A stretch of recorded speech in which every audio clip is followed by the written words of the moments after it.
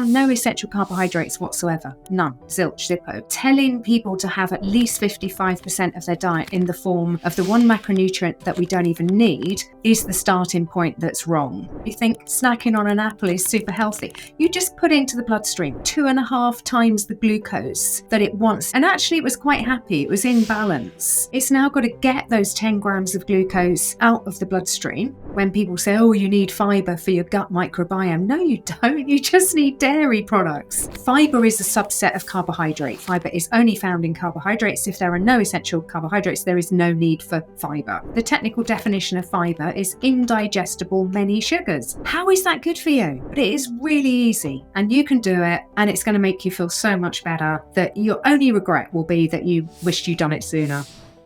What would you say is the biggest mistake you see people making when it comes to diet that's having a negative impact on their health? Wow, that's there's no warm up, is there, with you? Straight in. And I know there's a lot there, but let's pick one and then we can pivot off that. Biggest thing that they do wrong. Because my number one criteria, if people say to me, what should I eat? I say eat real food. So I guess the converse of that would be if people are doing something wrong, if there's any stuff that you're eating that's fake processed food, like why are you doing it? There's always something better that you could be eating. So that would probably be the number one thing. And then a lot of things would go from that because you then get into bad habits, food addiction, displacing nutrients and all the rest of it. So yeah, that'd probably be the number one for me. Well, I think a good place to go from there is to talk about macronutrients. And so that's protein, fat, and carbohydrates. How do you look at that template for people that are already embracing real food? So this was a real penny drop moment for me. And it's one of those things that when you look at it, it's like, well, of course you should know that. But I just remember the first time it dawned on me. So my PhD was looking at the dietary fat guidelines. And when I realized that protein actually tends to be about 15, maybe 20% in certain diets, but globally it's 15%. If you look at the Pure study or you look at theoretical evidence or whatever, you can get empirical and theoretical evidence that protein is pretty much 15% of any natural diet. So then the second you realize that when they set those dietary fat guidelines to have no more than 30% of your diet in the form of dietary fat, they have by definition set a minimum carbohydrate requirement of 55%. And it's really obvious because you look at that little pie and you draw your 15% and then you draw your 30% and then you've got 55% left. And that has to be carbohydrate. But it doesn't dawn on people that when they go low fat, they necessarily, inevitably go high carbohydrate. And then it also doesn't dawn on the low carb world that when they go low carb, they're going to have to go high fat. So you've got a lot of people who go low carb and then fear fat because they've come from a calorie counting background. So then they start trying to do unnatural things with protein, and that's just not healthy. Let's talk about what happens when somebody follows the guidelines and they're having 50, 55% and beyond carbohydrates. Why is that problematic in the body? Number one, because we don't need any carbohydrate. So you're making the major part of your diet the one macronutrient that we actually don't need. So just quickly in nutrition, the word essential means what it normally means, but in essential, the word nutrition, the word essential also means something that you must consume. The body doesn't make it. So I always like to give the example of cholesterol. Cholesterol is essential in the normal sense of the word, but it's not essential in the nutrition sense of the word because you don't have to consume it. The body will make it. But we have essential fats. We know those as omega-3, omega-6. We have essential amino acids. There's 8 or 9 that are essential. We must consume them. There are no essential carbohydrates whatsoever. None. Zilch, zippo. So telling people to have at least 55% of their diet in the form of the one macronutrient that we don't even need is the starting point that's wrong. Now I can go on from there and say another thing that is very wrong about that is because it's the one macronutrient that we don't need nutritionally, it's also the one macronutrient that we don't need in terms of fuel in the body. So I try to keep the math simple with an example here. So if you take a typical female who needs approximately 2,000 calories a day. Calories are, forget calories for weight. Calories are petrol. They're diesel for the car. So you need about 2,000 calories a day.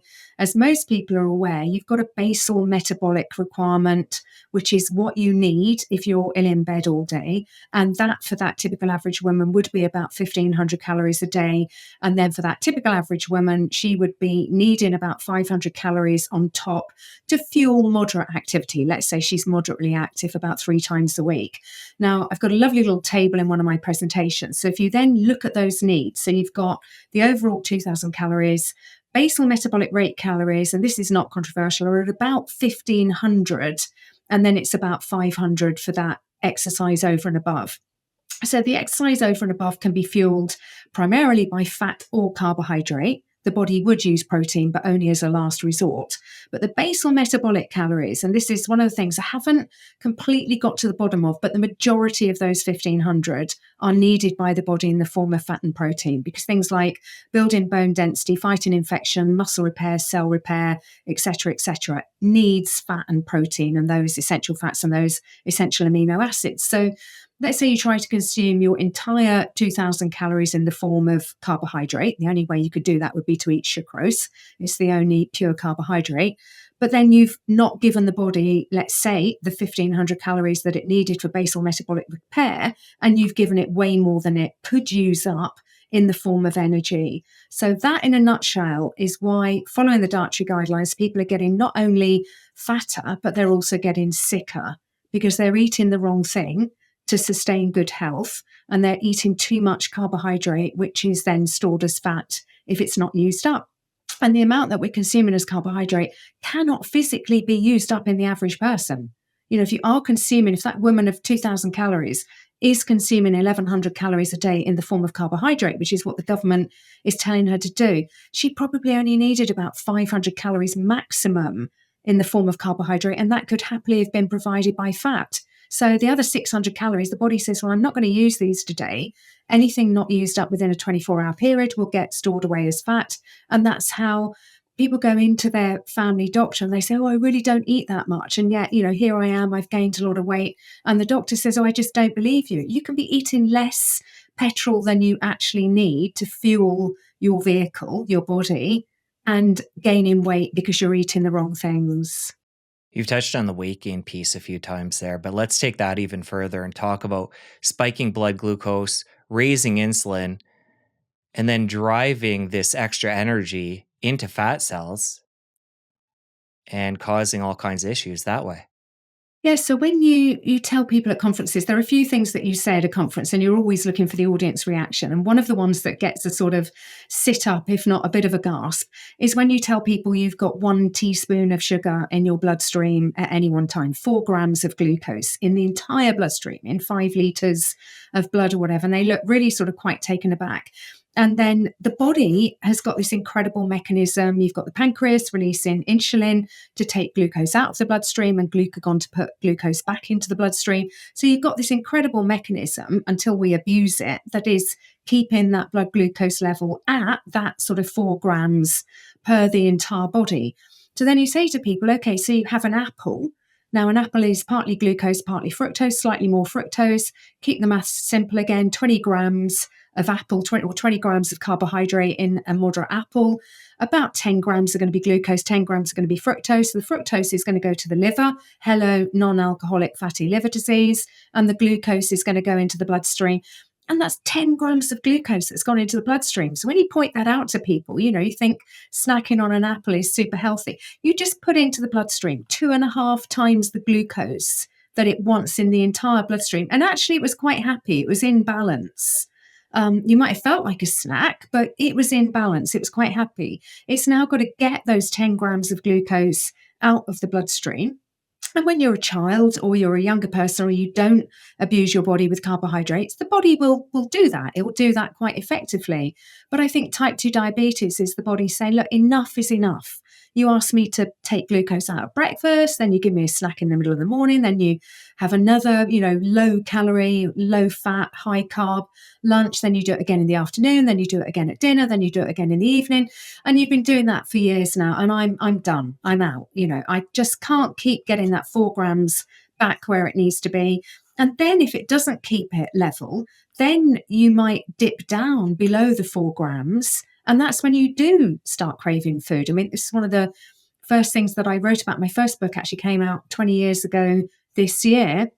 And it was one of the conditions that I wrote about then that drive cravings. If you ever get to the point that your body doesn't keep that sort of stable 4 grams of glucose, you will get what people now describe as hangry, hunger and anger, irritability. The body will drive you to get some glucose back in. But of course, you need 1 gram, maybe. Maybe you've dipped down to about 3 something, you need 1 gram. And of course, people go and have a rice cake or an apple and they're back shooting in another 10 grams that they didn't need. So this whole carbohydrate intake thing is absolutely catastrophic for one of our most delicate mechanisms in the body. And it's going to lead to weight gain and also fat blocking for people that want to start burning body fat. Every time they have carbs and spike the glucose, insulin follows. And then that puts us into a fat storage mode. And for most people these days, they want to lose the fat. So they're going to continuously, by snacking on these carbs throughout the day, block that fat burning system. Yep, 100%. And I was at a conference last week and I'd done my talk, and it was to quite often these are the best talks to do actually, because I quite often talk at low carb conferences or talk at medic conferences or something like that. And you've got a lot of people in the audience who think they know something about nutrition, and they can be the most challenging audiences. So this was actually talking to 150 of the most senior police in the southwest of England. So they didn't know too much about nutrition. So they were just like sponges, like, wow, this is fascinating. Never really thought about food in that way. They were loving it. And so my talk was last, so it was just before we were going to have some free time before dinner. And somebody came up to me and said, so should I not be joining Slimming World then? And I said, okay, do you want to know how to lose weight in 10 minutes? And of course she said, yeah. And then a few others sort of gathered around and said, yeah, I want to hear it too. So I sort of grabbed a flip chart. And you go through the sort of, this is what you currently think. You think it's about energy in, energy out. What happens the minute you try to eat less? So they say, oh, you get hungry and you want to eat more. Right. Okay. And then are you able to do more? No, because you're too hungry because you didn't eat enough. Great. So you've got why calorie counting is really not a good idea. Do you understand physiologically the state that you need to be in to lose weight? Do you actually understand what weight loss is? Because it isn't just a calorie deficit. And they kind of look at you like, no, I've never thought about that. So you say, okay, so what is body fat? Triglyceride, triamine 3, you've got a glycerol backbone, you've got 3 fats essentially, and it can't get through the cell membrane. So it actually gets packaged with the help of insulin in the cell in that form, sort of on the other side. So the fat has got to get in there and the glucose has got to get in there. And of course, insulin does a marvelous job at doing that. So then you say to them, okay, if you want to lose weight, you want that fat out of the storage system. You want to start using that for energy, whether it's the glycerol backbone or the triglycerides or whatever, you want to use that for energy. Do you know what state you need to be in to be able to use that for energy? Forget calories. And they all kind of look at you like, no idea, not even thought about that. It's like, okay, so if your body can see any carbohydrate present, any stored carbohydrate, which is glycogen, they know that word because they do exercise, it's not going to call on fat. It's not going to call on any fat. It's not going to call on dietary fat or body fat because you've got another fuel source present. So the first thing you have to do is to not have that fuel present. And you explain to them about your glycogen storeroom, how much you've got to cut that back so that you're not filling it up to its capacity of about 1,400 calories per day. So like, guys, you've got to whack your carbohydrate down as low as you can go and then halve it again and just keep going until you really can sustain it at, quite a reasonable level. Then your body is going to look for the next fuel source to fuel on, which is going to be fat. You're going to force it to do that. If you've just gone and eaten butter because you think that's how to do a keto diet, you're going to be fueling on your butter that you've just eaten. If you actually want to fuel on body fat, you've got to not have carbohydrate present and also don't start doing stupid things like adding fat to food. Just eat normally, massively cut your carbohydrate intake, and then probably at about 3-4 o'clock in the morning, the body is going to lose weight because it's going to need to tap into an alternative fuel source. But for as long as you're eating carbohydrates all day long, it is physiologically impossible, no matter how many calories you eat, for you to lose weight. If you're over what your body needs, in terms of fuel, which might be a paltry 800 calories a day. It might be that low. Eat them all in the form of carbohydrate, and you probably still ate more than you needed in the form of carbohydrate. And they got it so fast. It was unbelievable. If you're enjoying this episode, let me know by clicking like and subscribe below. Thank you so much, and now back to the show. Let's get into specifics there. You mentioned 800 calories. Is that carbohydrates per day they would have to bring it down to, or what was that number? Well, it's just, so if you go back to that woman on the 2,000 calories, as I say, I don't know exactly how much carbohydrate can be used for the basal metabolic rate. It's something I've had on my research list for ages. It's really not easy to find out. And if anyone's listening to this and they've got an idea, please get in touch. As a basic principle, it is largely fueled by fat and protein because it is building bone density, fighting infection, cell repair, and that stuff needs fat and protein. Now, if you're lying ill in bed all day and that's your basal metabolic rate requirement, you will also be keeping your body warm, and carbohydrates can provide energy, so they can keep the body warm. So there is an element of that 1,500. Now, even if I go really generous and say, right, let's assume of the 1,500 calories basal metabolic rate, 500 of those could be met by carbohydrate. That's probably quite high.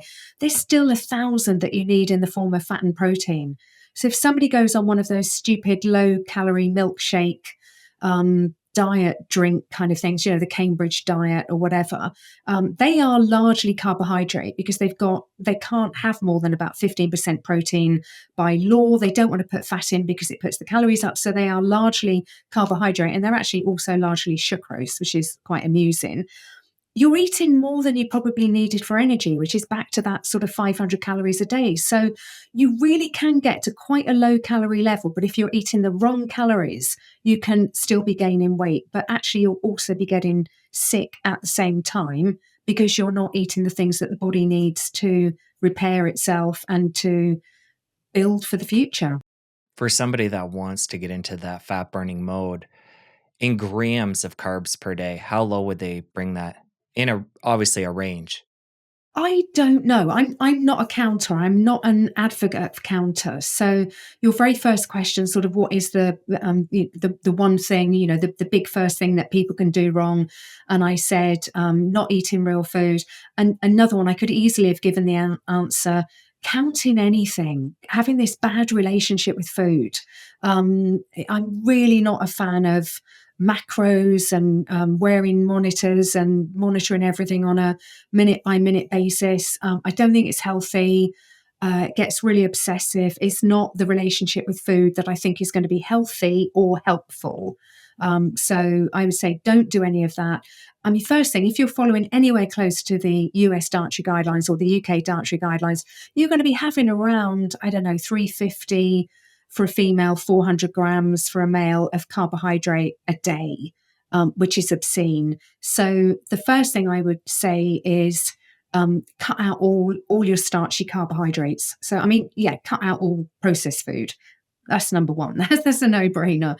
All processed food, just stop eating it. Cakes, biscuits, ice creams, donuts, cookies. Just stop it. It's disgusting. You're better than that. Don't do that to yourself. Then cut out your beige stuff. So you don't need rice, you don't need pasta, you don't need bread, you don't need potatoes. When you look at your plate and you've got meat or fish, eggs or dairy, which is your fat protein, and you've got some vegetables and salad if you like those, and if you're fine with those, I happen to like veg and salad quite a lot. I think it makes the plate look a bit nicer. The starchy stuff is then not bringing anything to the table. So if somebody said, if I've got a steak and a super salad on my plate and somebody said, do you want some potatoes or some brown rice? It's like, well, A, there's no room because I'm going to have a big portion of the meat. But B, why would I have that? What's it bringing to the table? It's bringing nothing nutritionally that I haven't already got on my plate. It's going to mess up my blood glucose level. In my diet principles that I said I first developed about 20 years ago, I developed this principle, which is really powerful in weight loss, just this alone, of realizing how nature provides food. So nature, again, this was a bit of a penny drop moment. They don't teach you this in school. Nature provides proteins in everything other than sucrose and oil. So nature provides carb proteins, which are the things that vegans would eat. So that's your whole grains, legumes, beans, pulses, vegetables, salads. They've got protein and they've got carbohydrate. They got a trace of fat, but that's a separate issue. And then nature provides predominantly fat proteins, which is the things that vegans don't eat. And that's your meat, fish, eggs, and dairy.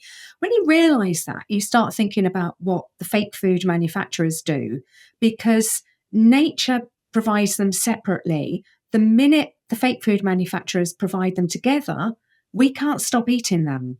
So think about all of that fake food. It's a combination, everything's got protein in it. It's a combination of fat and carbohydrate. So your ice cream, your cookies, your donuts, your cakes, all of it, crisps, chips, whatever you guys call them, all are a mix of fat and carbohydrate. And the body likes it, it wants more of it, it can't stop eating it. Now, the only comparable thing in real food that nature provides are nuts and seeds. And they've got good measures of fat, carbohydrate, and protein. I've never really known anyone overeat seeds. I mean, you might be able to. Nuts, definitely. I mean, stand somebody next to nuts at a party, and before they've realized they've just eaten the whole bowl, particularly if they're salted, that's another taste addition that you can put into the mix to make them irresistible and moreish, as I call them. But that's the only thing that's provided in nature. So I say to people who are trying to lose weight, nuts are not going to be your friend. So skip nuts because they're that fat carb combo. And then base your meals on the carb proteins or base your meals on the fat proteins, but don't mix. And there are several reasons for that. One is you'll just be able to eat way more. So if I say to you, right, you can have dry bread or dry oat cakes, or you can have cheese separately, you've got a limit on both of those options. The minute I say to you, you can have bread and cheese, you can have oat biscuits and cheese, or butter and oat biscuit, you've got no limit. That you're back into that fat carb combo.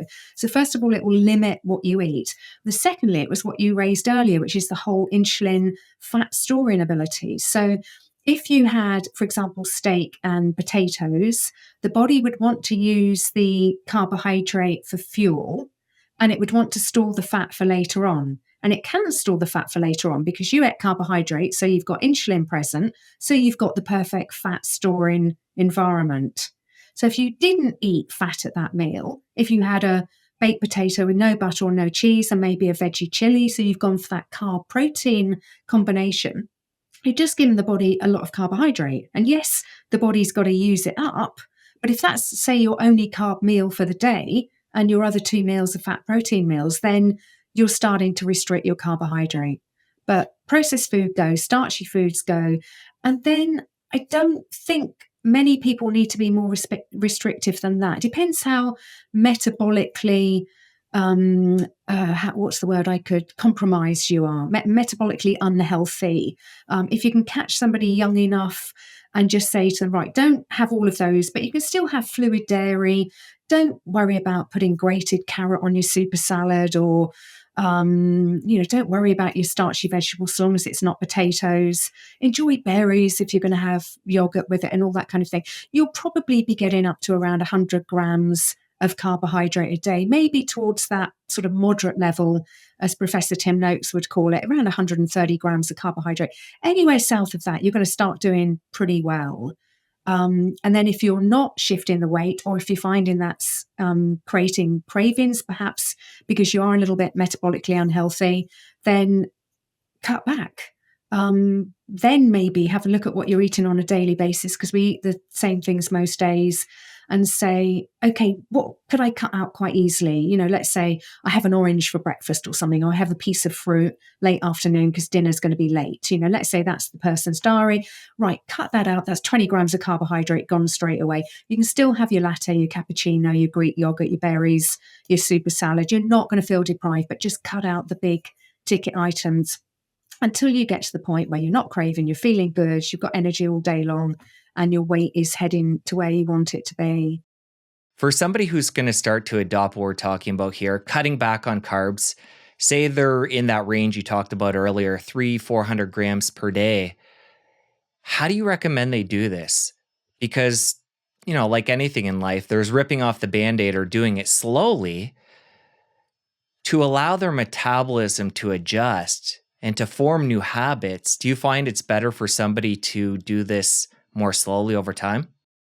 There's debate on this, isn't there? I mean, the work that, is it Philip Prinz has been doing with Prof Noakes, Jeff Volek, Steve Finney, they've been looking in athletes, which is obviously a different person to a metabolically challenged person, but they've been looking at athletes as if they're carb fueling currently, how quickly then can they switch to fat fueling, and do they lose performance in the interim? And certainly the most recent work from Philip Prinz has been extraordinary, and they're not losing performance even in that short period of time. Now, in my experience, working more with metabolically challenged people and people who've got quite a lot of weight to lose, they do go through a period when the body's lazy. It's used to fueling on carbohydrates. It's been getting more than enough carbohydrate all day long to fuel the requirements. What they tend to do as well is, because they're in this sort of hyperglycemic highs and lows, because the body isn't keeping that 4 grams of glucose. I mean, how can it when you're chucking in 400 grams of carbohydrate on a daily basis? How can it even do that? So they are finding that they're lurching from a high to a low. They get a bit tired. They grab some M&Ms or something, and then they have a sugar crash, and then they grab some more. So they're just in this roller coaster all day long. So it would be what I just said, which is number one, ditch the processed food. That's just got to go, and that's not gently, slowly. Just get rid of it. Just stop it. Yes, it's going to hurt. Yes, you're going to have food cravings, which is why I address sort of why we have food cravings in a lot of the writings that I've done. But you've just got to say it's going. I'm not having processed food anymore. Then, as I say, cut out the starches, so start getting more down to that figure. Some people do go pretty brutal. It's almost as if they're going to say, right, I'm just going to force the body to fuel in a different way, and they will hear about keto or see a presentation or go to a conference or something, and they just think, just going to try it. And they do tend to go through, some people call it keto flu, people call it sort of keto tiredness. The body is going to rebel. I mean, the body's going to say, well, I used to get M&Ms every time I was feeling a bit low in energy. You just went and, replenished the sugar, literally the sucrose. What's going on now? But it doesn't take too long. I really don't think. I mean, is it going to be days? Is it going to be weeks? In the course of the rest of your life, it's not a long period of time. And yes, this does need to be for the rest of your life, which is why, I don't want people counting things thinking, I'm going to be carnivore for the rest of my life. I'm never going to be able to eat a crunchy salad ever again. I'm not going to be able to have a latte, go out for coffee with my friends, all that. I don't want people to feel deprived in that way. Everyone is going to have something that works for them, and it doesn't mean we've all got to be Sean Baker or whatever. That works for Sean Baker. It doesn't work for everyone else. So just, I'd say, head in that right direction and keep evaluating how you feel. If you want to take the plunge and jump in right at the deep end, then go 50 grams of carbohydrate if you want. Don't do it when you've got an important event coming up, except that you're going to feel rubbish for a period of time. But it's going to force the body into fueling in a different way. And having, my husband and I went through this, many, many, many years ago. And I can remember on a walk, he would sometimes feel quite sort of lightheaded in the early days. It's like, whoa, okay, body was looking for glucose then. And it would be seconds. He'd just stand and pause. And it's almost as if the body says, right, break something down, chuck it back into the bloodstream. And then he's off again. It's seamless. But it will feel different, particularly if you've never done it. I mean, a lot of people have tried an Atkins and then given up or something. But if you've never even tried to go low in carbohydrate, you're going to shock the body. But I don't think that's a bad thing. You just need to power through it. For somebody who is making that transition, how do you feel about bringing, say, exogenous ketones, MCT oil, electrolytes, different supplements and adjuncts into the diet to support that transition and beyond? I've never done it. I've never looked at it. I've never reviewed the evidence. So I can't comment on, is it helpful? Is it efficacious? I just don't know. I mean, obviously the ideal, if you want to get into the state of ketosis, and I test every now and again out of curiosity, mostly. There's a particular friend who's always testing herself. She's fascinated by it. So if I ever go up and see her, she'll always test me just before dinner. And she's like, oh, I can't believe it. You're always in ketosis. And I actually eat quite a lot of carbohydrate. She'll say, what have you had today? And I say, I don't know, chocolate mousse, Greek yogurt, berries. I had a chocolate on the way up because I found one in the car. And like, sure, you're still in ketosis. So, you can be, and I do know there've been times in my life when, the Tim Noakes trial, for example, I do remember it was just so stressful. I mean, anything you were eating was just getting burned off immediately. My appetite was not there because I didn't know when I was going to get called to the stand. So you just sort of had butterflies in your tummy the whole time. And I know then I was in ketosis for quite a few days. And it's quite interesting. And you realize what your friends are saying who kind of live in that state all the time. They say you just feel you're fueling on rocket fuel. You don't feel hungry. You really can go hours without eating. You just don't feel hungry. It is quite a nice state to be in. And then you say, well, why are you not in that all the time? Because I enjoy having a latte with my friends. I enjoy dinner parties. If I go out for dinner with someone, they know how we eat largely, but whatever they put in front of me, I'm going to eat. I'm not going to be rude and say, oh, you've given me cauliflower rice here. I'm not sure I even want 10 grams of carbohydrate. Just enjoy it. I'm not that fussy about food at all. Hearing you talk there, it sounds like you're not concerned, definitely for yourself, about being in ketosis, but for people you're working with or people listening today, do you feel getting into that metabolic state periodically has certain advantages and is something we should aim for? Oh yeah. And that's me, I've got to put it in the caveat of I'm almost certainly in ketosis at some point every day. But because I'm not losing weight, my weight has been stable for absolutely ages. I mean, 20 plus years. Clearly there's times when I'm using body fat for fuel, and then there's times when I'm storing again. And I actually think that's pretty healthy. I think if you've got my husband's an engineer, and he always says if you've got a mechanism that works both ways, it's probably useful to use it both ways. It's designed to work both ways. We are designed to be able to store fat and unstore fat. And the dietary guidelines just put us in permanent store fat mode. And then you've got people who are sort of fasting, who I guess are trying to get into a sort of permanent unstore mode. And that's fine if you're 300 pounds, but it's not fine if you're 107 pounds or whatever I am. We talk in stone and whatever over here. So, but no, I do think it's a good state to be in. And I think if you get your carbohydrate down to the kind of level that you need to be healthy, to avoid type 2 diabetes, to avoid non-alcoholic fatty liver disease, to make sure that you've got enough room for fat and protein in your diet and the most nutritious foods, if you're doing all of those right things, at some point in the day, you are naturally going to be in ketosis. And if you've got a lot of weight to lose and you get into that state, it really can help you, because you really genuinely will find I'm not physically hungry. You then might still have all the psychological reasons for eating, because a lot of people didn't get to 300 pounds because they were eating the way that the government told them to eat. They got caught up in the whole carbohydrate is addictive. You want the same thing, you want more of it. If you get to the point you start to feel bad if you don't have it. And that's food addiction. You're then into that kind of state. So there might be all of those kind of things still going on, and you've got to address those separately. But you will actually be able to take away your physical food cravings, which a lot of people at the moment would struggle to believe that they could do that. But you can do that. You don't need a Zempic to do that. You can do that through turbo fueling. You quickly touched on fasting there, and it sounds like it's not a tool you're a big fan of unless you're grossly overweight.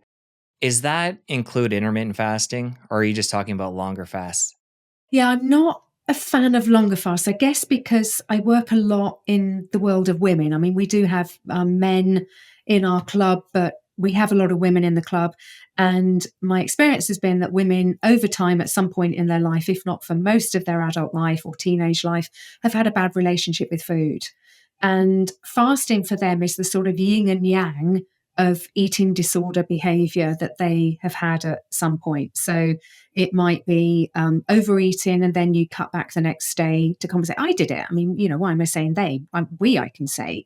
I did this as a teenager. If I ate too much one day, I would try to eat less the next day, doing that through college as well. So this whole sort of, I'm not going to eat for a couple of days.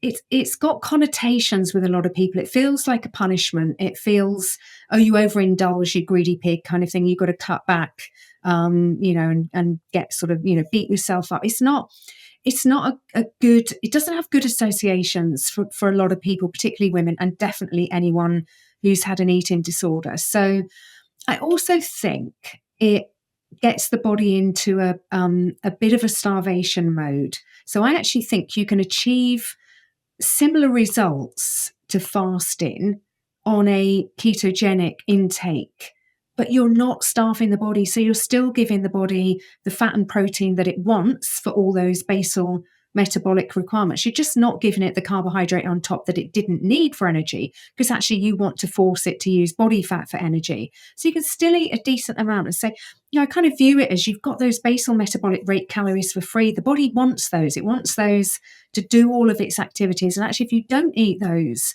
the body is probably going to switch off some of those activities.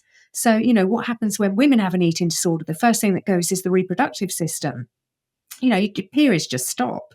It turns off the heating system. You get cold. If you're anorexic, you get a sort of fine body hair that grows over. That's your body's way of compensating to keep you warm, because it's turned off the heating system. The lymphatic drainage system is not so good. So you get this sort of puffy carb face, even though you're not actually eating very much. Turns off the skeletal system. You're not going to be building bone density if you're a teenage anorexic. You're not going to be repairing cells or doing body weight. The body just, this idea that you just cut back by a certain number of calories and the body goes, oh, there you go, I'm a cash machine for fat.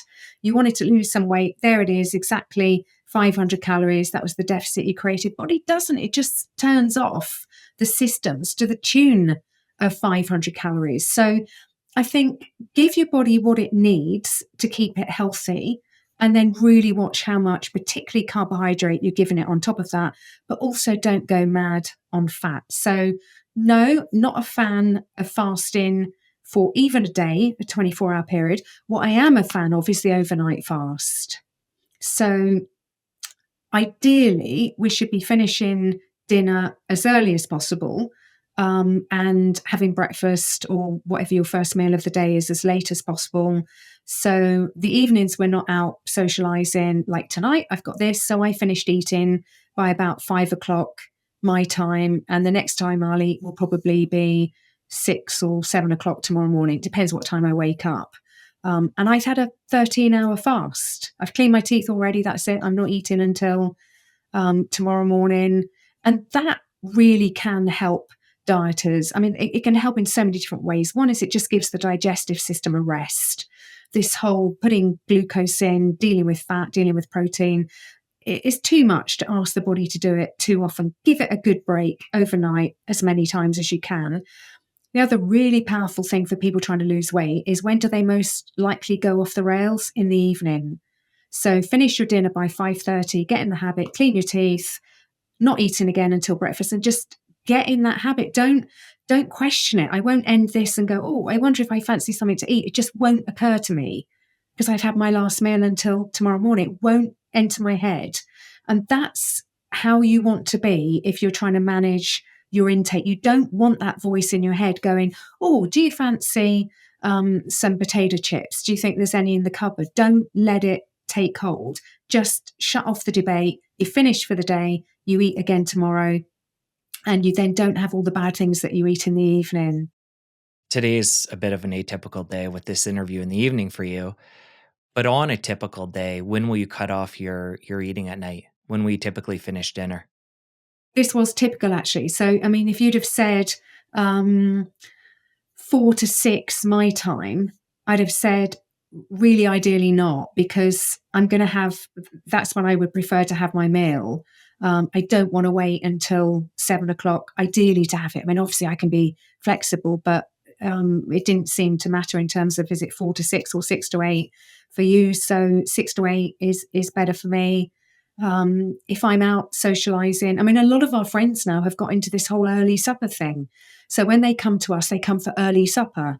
So they will, we don't necessarily have it at 4:30, which is what Andy and I would have almost every day. We'll have our main meal at 4:30. But if they're coming round, they're coming round for supper at sort of 5:30, 6 o'clock.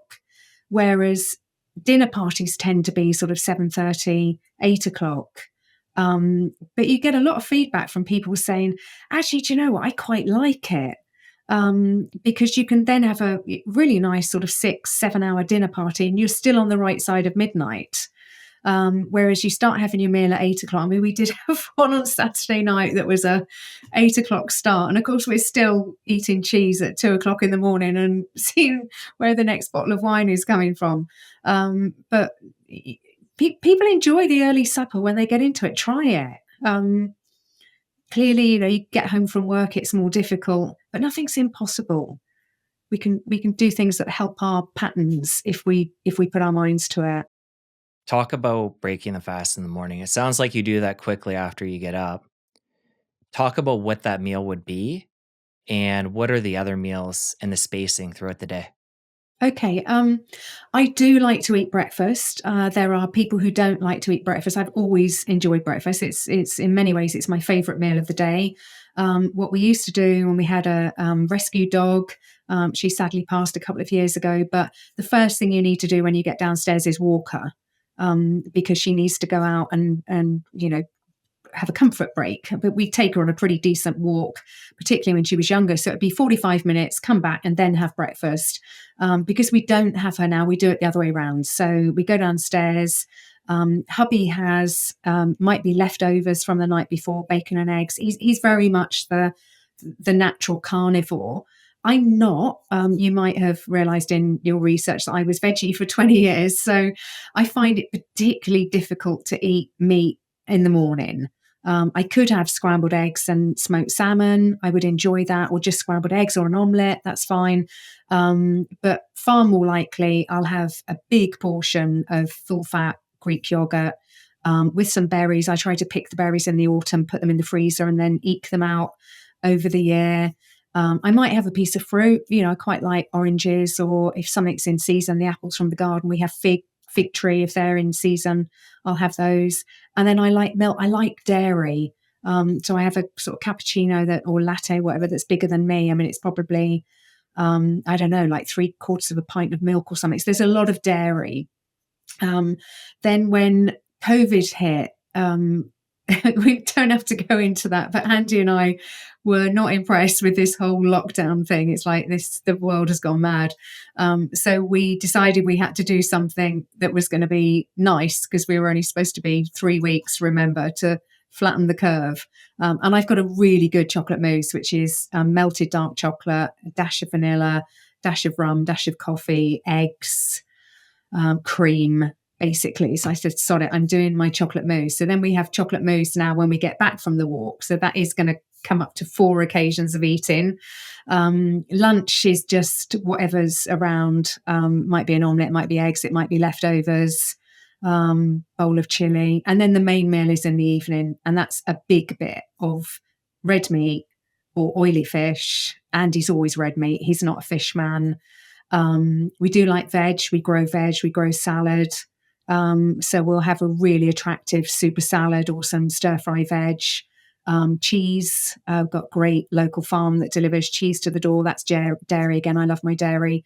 And then we might have more yogurt, chocolate mousse. It depends. Cream and berries or something. Just if we're still hungry. But we're usually not. But because of all the fat that's in throughout that, most of my fat is coming from dairy, cheese, cream, milk, full fat yogurt. And I guess most of Andy's energy is coming from meat. He's a real lamb, steak, bacon, eggs. He could easily be carnivore, but I couldn't. And do you find with other people the dairy is accepted and not an issue? Because in the health world, you often hear that dairy is controversial and a lot of people are reacting to it. Do you think that's true, or are you an anomaly? No. So on my website, zoeharcombe.com, I think it's open view. If not, I can put it on open view and put it in the show notes or whatever. But I've got an article on dairy, sort of to eat it or not to eat it. And I did some research into this. This is over 10 years ago now. It's very ethnically diverse. So the chance of a white Northern European being dairy intolerant is actually really low. It's about 1 in 20. The chance of a person of Asian origin, even if they're born in the UK, if they've got Asian ethnicity, the chance of them being dairy intolerant is the other way around. It's 19 out of 20. So if we've got people in the club saying, oh, I'm not sure I'm able to tolerate dairy, it's a really simple first rule of thumb. Do you look like me, or do you look like Rishi Sunak or whatever? Because if you look like Rishi Sunak, chances are you have got dairy intolerance. If you look like me, chances are you don't. And I don't want people cutting out too many real foods unless they have to. So again, it's part of this whole obsessive thing that can go on in our world of, oh, I'm only going to eat grass-fed meat. Well, that's great, and I do, but then I can afford to, and I live in the countryside, and I know my local farmer, so that's easy for me to do. It's not so easy in New York or London, and I do accept that. The dairy industry over here is very different to the dairy industry over in the US. I mean, the cows are grazing in the field. The windows are closed now because it's dark, but I could see them if the windows were open. I know where the farm is. I can go and see the milk coming out of the cows if I so choose before it lands up on my doorstep. You know, we have a whole different relationship with food here in Wales, let alone in the UK. And dairy just has so many nutrients. I mean, you get the whole vegan argument, don't you, of, oh, you're eating, you know, the baby milk that should have gone to the calf kind of thing. It's like, so how come it's got just about everything I need other than vitamin C? You know, it's got all my B vitamins. It's got calcium. It's got phosphorus. It's got vitamin D. It's got my bone nutrients. It's got essential fats. Not as much as oily fish, but it's got essential fats. It's got my complete protein. How come it's got all of that if I'm really not supposed to be eating it? And I'm just I like it. I feel good eating it. It doesn't cause me any problems. You'll know if it does. You'll get bloating, or you'll get cravings for it, or you'll find that you can't lose weight if you're having dairy, but I like it. I wonder for people that have stayed away because of things they've heard and then they're transitioning back. You mentioned bloating. I wonder if there's a period of transition that people need to ease into it or be wary that their body is adjusting as they're bringing that back in. There might be. I mean, the other thing that dairy does as well, particularly things like natural yogurt with lactobacillus and acidophilus and all those good sort of gut thing. I'm sure we'll get onto fiber at some point, but when people say, oh, you need fiber for your gut microbiome, no, you don't. You just need dairy products. You know, there's lots of other things that will help, but in terms of food, you know, blue cheese or fermented foods, they don't need to have any carbohydrate in them at all. You know, pickled herrings or whatever are fermented. The natural yogurts, kefir, you know, no fiber in kefir, but that will give you if you want a colonic irrigation, if you've never tried kefir, do kefir for about 24, 48 hours. And as it's repopulating your gut with the good flora, it's also getting rid of the bad flora at the same time. And you will literally have a flushing through of your body. So yeah, you might experience something, but I'd say again, don't get put off with that. There's some things that are going to make you bloat because quite frankly, they're bad for you, like wheat. If wheat isn't making you bloat, then you're lucky or unlucky, because actually the sooner it makes you bloat, the better, because you'll give it up. And you're just better off without it. But dairy shouldn't make you bloat. It shouldn't. You talked about the quality of the dairy in your neck of the woods. How do you feel about our dairy here in North America? Because in the health world, again, coming back to the controversy, there's a lot of nuance there where people, and I'm no expert in this area, but there's A1, A2 dairy, people that can tolerate sheep and goat. Mm-hmm. If we're over here in North America, do those nuances become more important given our quality differences? I don't know. I mean, my understanding of the dairy industry in America is it's probably more also things like antibiotics given to animals. There's tighter legislation over in Europe. And even though the UK is not part of Europe anymore, it's been in Europe for over 30 years. So the legislation is sort of embedded in our legislation. So our understanding is we just don't have the level of hormones, antibiotics, and so on in the animals or in the dairy products. So it's far less of a problem. And if we're getting Greek yogurt, we're getting it from Greece because it's not so far away. And it gets strained through cloths or whatever. So, it's produced in some really natural ways. I don't know what it's like in the US. I imagine the dairy requirement is quite enormous because you were the guys that invented the milky coffee, which appalls Europeans because, of course, the French and the Italians, if the coffee's bigger than that, then you're doing something wrong. When you walk in and go, I want an Americano, that's bad enough. When you want that sort of coffee flavored milk, you'll find most French and Italians are just like, who's just walked in? But you must get through a shed load of milk, which means you've got to have cows in not great conditions. And we see them in the pictures. They're in concreted floor sheds where they're not out grazing the land, which is not good for the environment. It's not good for them. It's not good for you. It's not good for the food. I mean, for me, that's where I go back to really empathizing with vegans. That's not how the food chain should work. And over in the US, if I didn't know where my milk was coming from, I'd go to the Western Price Foundation, get their booklet and say, right, where's my nearest raw milk producer? I need to get me some of that and stock it up in the freezer. Failing that, I would not be going in and getting a Starbucks, not knowing where it comes from on a regular basis. You brought up fiber. Let's get into that now.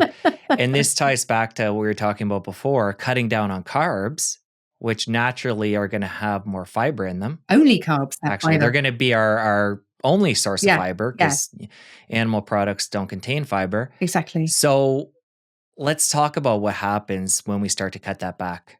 In most people, good things. I mean, this is amazing. When I speak at conferences, the trigger topics are fiber and cholesterol. And for the police last week, the first question was on fiber. And I did another talk to some medics in January, and the first question was on fiber. Fair play to Kellogg's and the cereal companies and the dietitians and all the rest of it. They have done a splendid job on the fiber propaganda, because the idea that we need fiber is really ingrained, in people's minds. So, I mean, just go back to the basics. We went through the macronutrients. There are essential proteins, there are essential fats, there are no essential carbohydrates. Fiber is a subset of carbohydrate. Fiber is only found in carbohydrates. If there are no essential carbohydrates, there is no need for fiber. You could just end there and say, right, that's it, end of debate. You do not need fiber. But it is right to ask the question, okay, you don't need it, but is it good for you? You don't need laughter, but it sure as hell is good for you. Is it good for you? No, I don't think it is. It's waste. In what other field is waste considered good for us? If you're generating more household waste than usual, somebody wouldn't be going out and telling you, oh, generate even more. The more household waste you can produce, the better. It makes no sense in terms of what carbohydrates are. If you sort of, the carbohydrate 101, you've got single sugars, monosaccharides, that's your glucose, fructose, and galactose. You've got the disaccharides.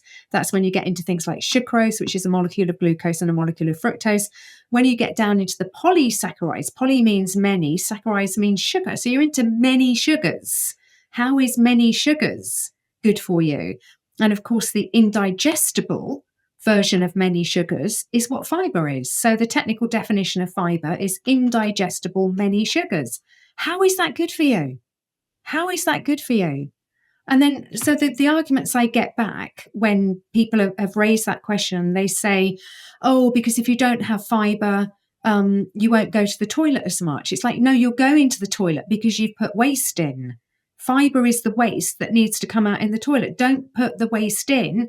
You've got less waste to come out going down the toilet. Do you really think it was going to be a good idea for caveman to produce the kind of waste that we're producing today if you're following the 30 grams of fiber a day? I mean, you'd attract every wild animal in the region because people will be going outside the cave every 5 minutes to go and have a poop or whatever. I mean, it's insane. This whole idea that if you don't put it in, you won't be able to go. So if your sink is blocked with fat, what are you going to do? Put more fat down the sink? No, you're going to flush it through with water. So if you're feeling constipated, drink more water, but don't put more stuff in. People think, oh, I'm a bit constipated, I'll have a bowl of all bran. And you put even more in. So you've got even more then that's going to come out. So you're going to feel even more uncomfortable and even more bloated. So their final argument is, oh, I need it for my gut flora. It's like, no, you don't. There's a lot of things that make for a good gut flora that admittedly you didn't have any say in. But we've got to be honest, because these are facts. If you want great gut flora, you should have healthy parents. You didn't get a choice in that, but you should. You should have natural childbirth. You needed to be bathed in your mother's microflora as you were coming out. You didn't get a choice in that. And you needed to be breastfed for as long as possible.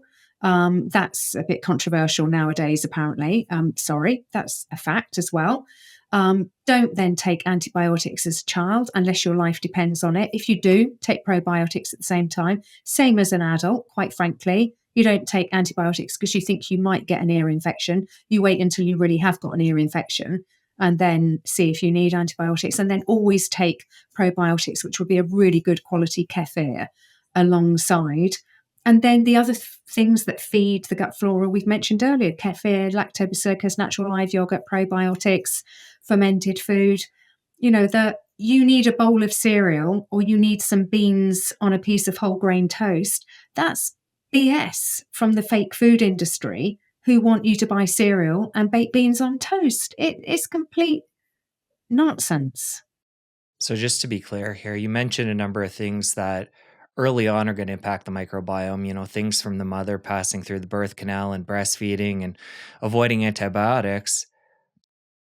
When we're adults, it sounds like from what you shared there, fermented foods is the only route of repopulating and maintaining that. Or am I missing something there? Yeah, no, I mean, it's fermented food, it's the dairy products, it's the blue cheese, the natural yogurts, lactobacillus, all that kind of thing. But it's also not taking antibiotics as an adult unless your life depends on it. And if you do, take a fantastic bout of kefir at the same time. So I had an operation 12 years ago or something. I was unfortunate in getting a post-op infection. I needed antibiotics. I mean, there was absolutely no question. It was a life-threatening situation. I got some goat's kefir. I know the person who makes some goat's kefir in the UK. It is the absolute puts nuts of kefir. It is so strong. It is so powerful. Tastes absolutely disgusting. So it's doing some good. And I took that all the time that I was taking the antibiotics, and then took it for a few weeks afterwards. And I didn't notice any problems. And one of the other things that I write about in my diet books, I mean, again, 20 years ago, I was one of the first writing about lactobacillus and gut flora, and your gut microbiome, and particularly talking about yeast syndrome, yeast infections, something called Candida albicans, which is the sort of the bad flora that can proliferate if you're eating a lot of sugar, a lot of flour, a lot of processed food, and not balancing it with the good gut flora. And that drives cravings. So one of the ways that you'll know if you are out of balance is you'll be getting cravings for sometimes some quite strange foods. So, and there's some brilliant books on this. You look at things like, who was it? Leon Chatow, Is Yeast Your Problem? Trowbridge and Walker. I mean, these books now are 50 years old. I was reading books back from the 1950s on food intolerance that it was almost like nobody had read them for 40 years. And then suddenly I was discovering them in bookshops in London or America or something. Some incredibly powerful stuff has been written about food cravings and our relationship with food. And getting our gut flora out of balance is absolutely something else that drives cravings. So particularly if people find themselves craving pickled foods, suspect that you've got a Candida albicans overgrowth. And if you look at the broad range of symptoms that can accompany that, I've had people contact me saying, oh my goodness, just learning about that. I went through that questionnaire. Everything was explained, from fatigue, brain fog, cravings, inability to concentrate, poor sleep. The gut is the second brain of the body. If that is out of balance, it's affecting everything else in terms of our health. When you've brought up probiotics a couple of times, you've mentioned kefir. Oh, how do you feel is that about how the you capsules? That's how I say it, at least. How do you feel about the capsules, the powders, supplements of probiotics? Any value there? That again, I haven't tried. I imagine there is some benefit. I mean, I think if you're taking antibiotics, do anything probiotic. Just anything is going to be better than nothing. And I remember when my family doctor prescribed me, I ended up in the hospital back where I'd had the operation to get the first sort of, right, what antibiotic are we going to give you? Because we're in a serious situation here. And then when they got it right, I just had to go and see the family doctor to get sort of the repeat prescription. And I went to the family doctor and I said, you're writing out a prescription for antibiotics. Please, can you put some probiotics on there? And he kind of looked at me and went, yeah, sure. Good idea. It's just like, well, why don't you do that all the time? Why don't you think of that? You're the doctor here. Antibiotics, probiotics, just put the two together. So yeah, I'm sure tablets are good. Capsules are good. There's something about kefir, as I call it, that it's just because it's not a capsule that goes down into the stomach and then the stomach is going to break it down and then it explodes in there. And it's going down the whole digestive tract. So it's going to have an impact in the mouth. And some people can actually get candida in the mouth.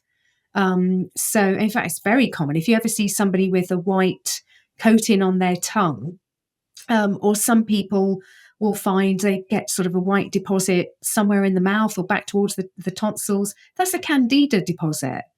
Get a probiotic course, PDQ, massively cut back on the sugar in your diet, and that includes fruit sugar, and get that gut flora back under control, and you'll feel so much better. So in the supplement realm, so far we've talked about probiotic capsules. We've talked about, I brought up Ketones. electrolytes, ketones, MCT oil before. For somebody that's eating the way we've been talking about today, do you feel there's an additional role for supplements on top of that? Yeah, some supplements.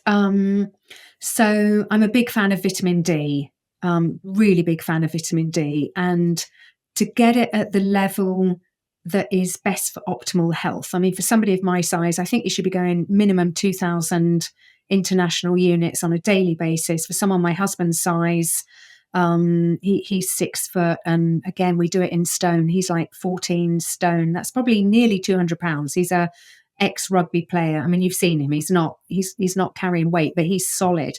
He's on 5,000 IU a day. And my brother, who's got cancer, he's on 10,000 IU a day. So I just think it's an absolutely magical supplement.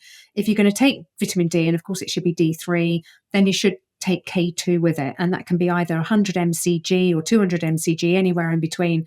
It's just something that makes sure that the calcium deposits are not collating in the arteries, but they're sort of going into the bones, which is where you want them, because it's a bone nutrient as well as a immune system and health optimization nutrient.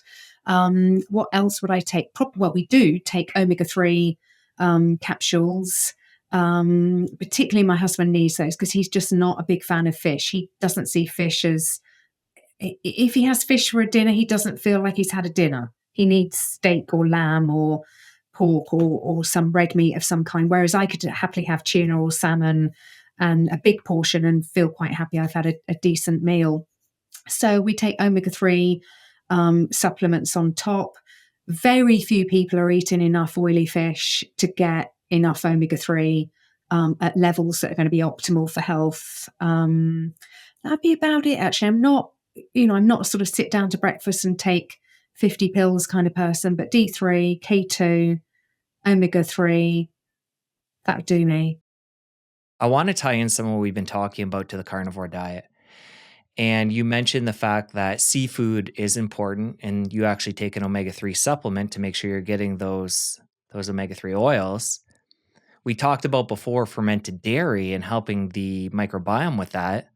For somebody who's on a more simple red meat carnivore diet, how do you feel about that in general?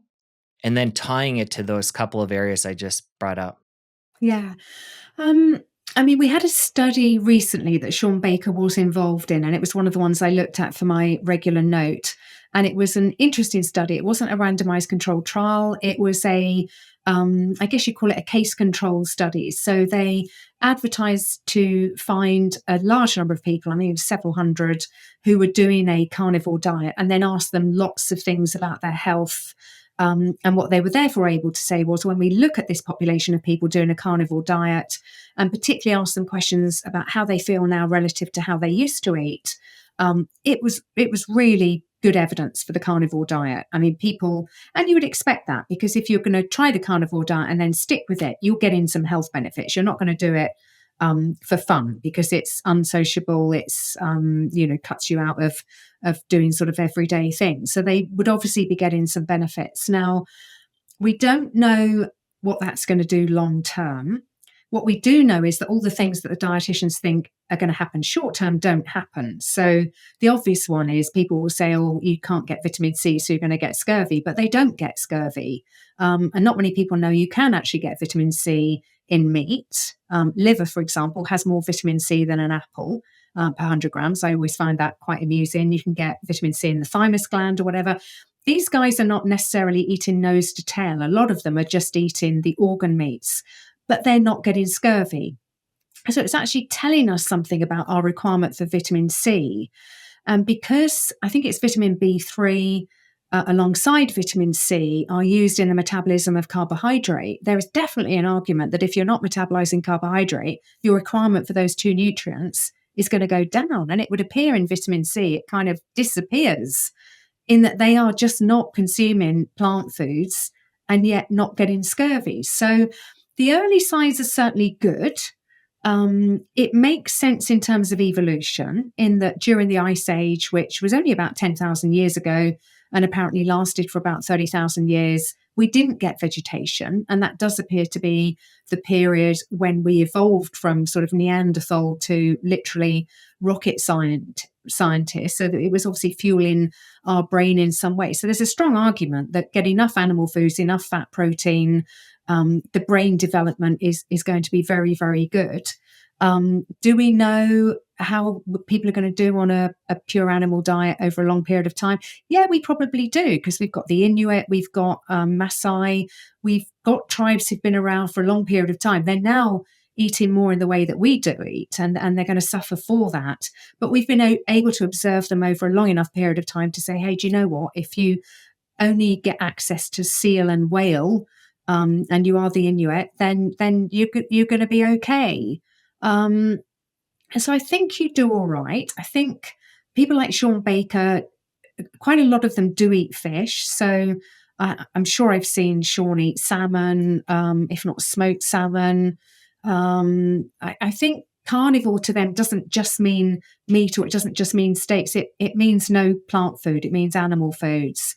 It doesn't mean fluid dairy. They don't do that. Some of them do hard cheese, which is practically zero carb. A lot of them do eggs. Most of them do eggs. And a lot of them will be doing fish. So do they get enough in the form of omega-3? I don't know. Maybe time will tell on that one. Maybe the Inuit were doing well because they were eating fish and seal and whale and so on, as opposed to cows and sheep and whatever else. Whatever we know at this stage, you can say one thing with absolute certainty: is healthier than the standard American diet. So that's not the one you want to be worrying about. It's the one that you're telling 350 million people to follow. That's the one that you really want to be worrying about. You brought up liver there when you were talking about vitamin C. How do you feel about organs as a whole? Are they something that you intersperse within your daily diet? Now there's different supplements you can get, so you can get them in capsule form, which makes it easier. How do you look at those as part of a healthy diet? Yeah, me, no. And that's probably part of the vegetarian heritage. I don't like the taste. I find it too strong. My hubby is a really good chef. I mean, he'll make a liver pate using cream and mixing all stuff up, and people absolutely love it. You know, we serve it at a dinner and they're dipping in with the celery sticks and it's gone in minutes, but I can't even take that. It's too strong. My hubby lived in France for 3 years. He's just completely used to eating any bit of any animal you put in front of him: frog's legs, snails, horse. I hate to say it. He'll eat anything: kidneys, liver, spleen, anything. And I think it is healthier because we are supposed to eat the whole sort of nose to tail. It's better for the animal as well. It's more respectful to the animal.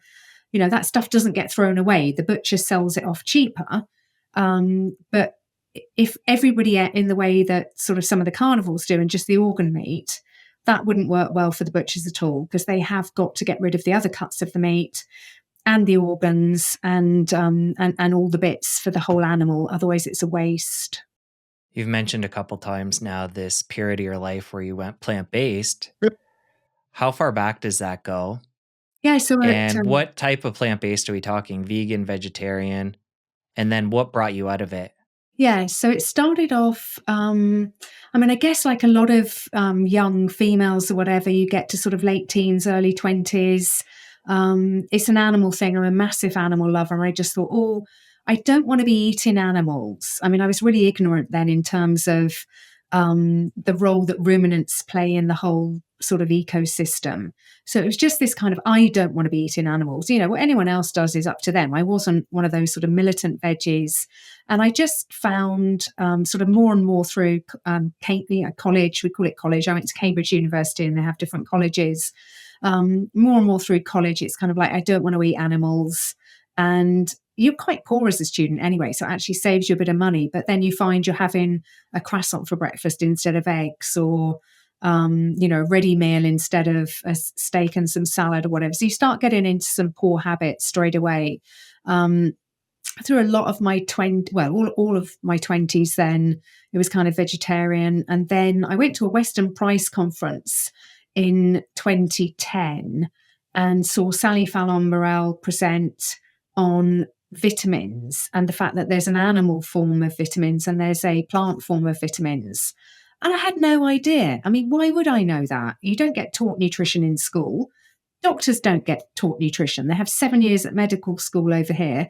Doctors have contacted me to say we had half a day of nutrition in that 7 years. I mean, they don't know any of what I present at conferences in terms of what is food and where do you find nutrients and all the rest of the things. So she was talking about particularly vitamin A coming in two forms. There's retinol, which is the form that the body wants, and that's what you get in animal foods. And then there's carotene, which is in plant foods. That's what you might get in carrots or whatever. And people assume that you can convert from one to the other. I didn't assume. I hadn't even thought about it. Went veggie. I had absolutely no idea. What nutrients do I need? Why do I need them? Where do I find them? Trust me, that does not enter your head. The day that you go veggie, you just decide, oh, I don't want to be eating animals anymore. You have not a clue why you eat and what you're about to do to your health. And I'd had a couple of eye operations and suddenly realized that they were completely unnecessary, because while I was mostly vegetarian, there was a period around 98, 99 where I had lapsed into veganism. I started dating someone who I hadn't kind of realized was vegan. And I don't really cook. So he'd put something in front of me every night and I'm like, oh, great, I'll eat this. And then you suddenly realize when you look back, there was no eggs or dairy in it at all. So I'd actually kind of gone vegan at that time. So the first thing that pulled me out of the veganism, which actually after the eye operations kind of started me back on a healthier path, was I was HR director at a London company at the time. And someone approached me and said, I've got this little coffee stand and I'd like to set one up in your canteen, because we were a pretty big business. And it will stop your staff going out to, I mean, I don't even think we had, that many competitions locally. We were in quite a sort of industrial area. I think it'd be really popular with your staff. And it was. I mean, it was just fantastic coffee. You could have your espresso or your latte or whatever. So I started having lattes quite regularly. And of course, that was getting me some animal foods back. And even though that's not the richest source of retinol, there was enough in it to start me down the route of getting some actual retinol back into my diet. Surprising number of people don't convert carotene to retinol. Apparently diabetics are very poor converters. And clearly I'm a poor converter. And if only my eye surgeon, when I walked in, had said, okay, young female, they're neurotic. He should have said, something's changed. For you to walk in with a really unusual eye condition, something's changed. So what has changed? Have you changed your diet maybe? And then I've gone, oh yeah, probably. Why didn't he know anything about retinol And the key nutrient that your eye needs, what are you doing being an eye surgeon when you don't even know what retinol is or where it's found, or asking your patients, have you done anything to cut off your supply of retinol recently? I mean, it's just criminal how little is known by the medical profession. And I was listening to Sally Fallon Morell, and it was just like, oh my goodness, I never needed 2 eye operations. I just needed to eat properly. And then I heard a presentation by Barry Groves, and he did a brilliant presentation. You might be able to find it on the internet somewhere, called Homo Carnivorous. And it was man is a carnivore animal. And he was going through the gorilla digestive system, the cow digestive system, how we're much more akin to a sort of omnivore digestive system, and why we need to be eating animal foods as part of our omnivore diet. And I went home and said to hubby, that's it, I'm not veggie anymore. Get cooking the steak. And he was very happy, obviously, because he was doing 2 meals every night for 10 years, poor guy. So that all stopped. So you mentioned these different forms of vitamins depending on if they're from plant or animal, and specifically you got into the retinol. What other things do vegans need to be wary about that they're missing out on? Loads. And then I want to take it the other way, where things they might be getting from too many plants that are causing a detriment to their health. Yeah, I mean, the first one is easy and serious. So if you go through the vitamins, you've got the fat-soluble vitamins A, D, E, and K. So A, you want retinol, and that's what animals deliver, and plants deliver carotene. D, you want D3, and you get plants deliver D2. So you're getting the wrong form if you're only eating plants. E, you can get from plant foods, particularly sunflower seeds, interestingly. And then K again, you've got sort of K1, K2. You can get K2 from those sort of fermented foods, but you'll get them more naturally in your sort of dairy products. Go into the water-soluble vitamins. The obvious one is B12. That is only found in animal foods. The rest you'll find in other foods, but you won't find them to the extent and in the right balance that you're doing, for example, meat or eggs. They're really good for the B vitamins. Go on to minerals, and then you'd expect plants to do well, because minerals are found in foods that come from the trees and the ground. They're actually still more richly found in animal foods, because the animals are processing the minerals for you by grazing on the land and doing the good digestion for you. So the most absorbable form of the minerals, iron, zinc, again, come from animal foods. So heme iron, red meat and seafood.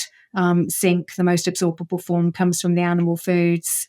What are the other ones? I mean, your bone nutrients are just so densely found in fish and dairy, as opposed to your plant foods. So there are many, and that's on the micronutrient side. Go back to the macronutrients. Your essential complete proteins are found in animal food.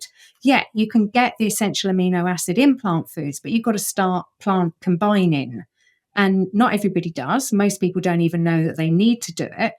And then I've had a look at doing that, or had a look at sort of the composition of chickpeas versus eggs. You end up getting too much of some things and not enough of others. So you end up getting an imbalance in just a different way. And the essential fatty acids, the body wants omega-3 in the form of EPA and DHA. Flax seeds, for example, will provide ALA. That's not what the body wants. Again, you can convert, but not everybody can. And it's a very, very poor conversion rate. So there really is no substitute for the oily fish, or at least taking the omega-3 supplements. But of course, my vegetarian niece won't take the omega-3 supplements because she says, well, they come from fish. I'm not putting anything that comes from fish in my mouth.